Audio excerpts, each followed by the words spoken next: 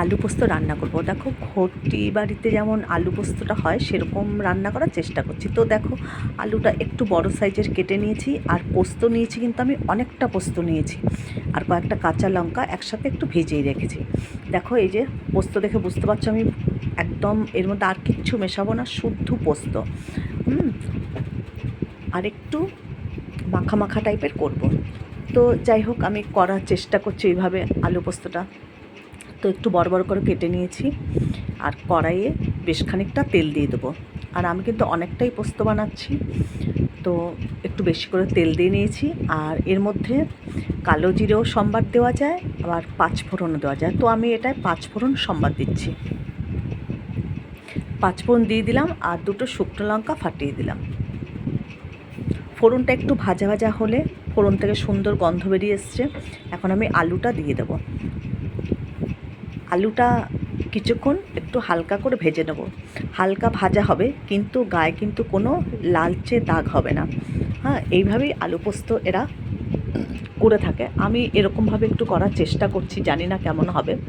তো যাই হোক, আমরা একটু আলু পোস্তটা শুকনো শুকনো খেতেই ভালোবাসি, তো এটা একটু মাখা মাখা করব। দেখো এর মধ্যে কিন্তু একটু পরিমাণ মতন নুন দিয়ে দিলাম, আর হলুদ সামান্য একটু দিলেও হয়, না দিলেও হয়। তো আমি একটু সামান্য হলুদ ব্যবহার, একদম সামান্য ছিটেফোঁটা হলুদ ব্যবহার করা যায়। তো যাই হোক, দেখো এইভাবে ভাজবো আলুটা, আর কিন্তু লালচে করব না।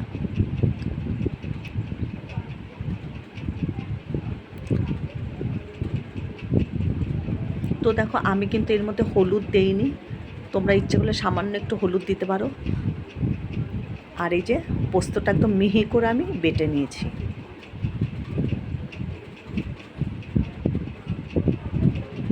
আলুটা কিন্তু আমার হালকা ভাজা হয়ে গেছে প্রায়। এখন এর মধ্যে একটু পরিমাণ মতন জল দিয়ে দিতে হবে। আলুটা সিদ্ধ হতে বাকি সিদ্ধটুকু যতটুকু সময় লাগবে, এবার পরিমাণ মতন একটু মাখো মাখো অবস্থায় একটু জল দেব। আবার জল যেন খুব বেশি না হয়, আর একটু আমার জল লাগবে। দেখো খুব বেশি কিন্তু জল দেইনি। এই যে এবার একটু ঢেকে দেবো। আলুটা জলটার সঙ্গে ফুটে উঠলেই এর মধ্যে যে বেটে রাখা পোস্ত সেটা দিয়ে দেব। তো আরেকটু ফুটবে, আবারও ঢেকে দিলাম। দেখো জলটাও কিন্তু সামান্য একটু টেনে গেছে, আর আলু কিন্তু আমার সিদ্ধ হয়ে গেছে, একেবারে ভালো মতো আলু সিদ্ধ হয়ে গেছে। আর আমি ফোটাবো না, এবার পোস্তটা দিয়ে তারপরে আরেকটু নাড়াচাড়া করেই নামিয়ে নেব। তো দেখো পোস্ত বাটাটা পুরো দিয়ে দিলাম। পোস্ত বাটাটা দিয়ে আবারও কিছুক্ষণের জন্য সামান্য একটু ঢেকে রেখে দেবো। আবার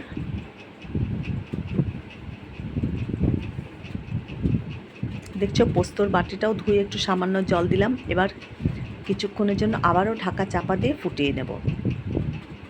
আর কিছুক্ষণ হলেই কিন্তু মাখো মাখো অবস্থায় নামিয়ে ফেলব, তাহলেই কিন্তু চেষ্টা করলাম একটু ঘটি বাড়ির মতো পোস্তটা করার জন্য।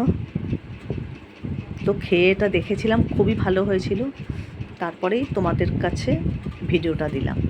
তো যাই হোক, দেখো আরেকটু মাখো মাখো হলে আমি নামিয়ে নেব।